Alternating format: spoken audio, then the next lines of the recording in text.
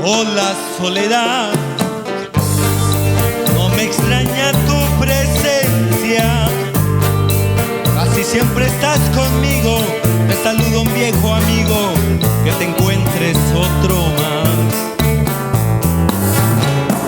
Hola soledad, esta noche te esperaba, aunque no te diga nada. Es tan grande mi tristeza, ya conoces mi dolor. Yo soy un pájaro herido que llora solo en su nido porque no puede volar. Y por eso estoy contigo, soledad, ven, soy tu amigo, que vamos a charlar. Hola soledad, no me extraña tu presencia, casi siempre estás conmigo.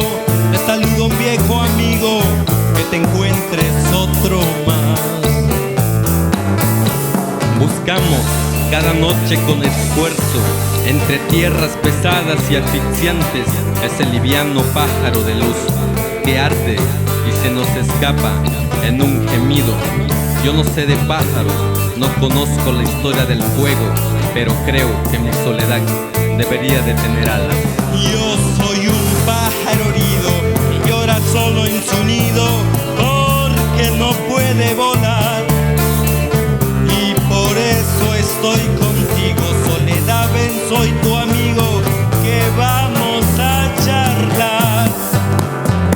Hola soledad, esta noche te esperaba, aunque no te diga nada.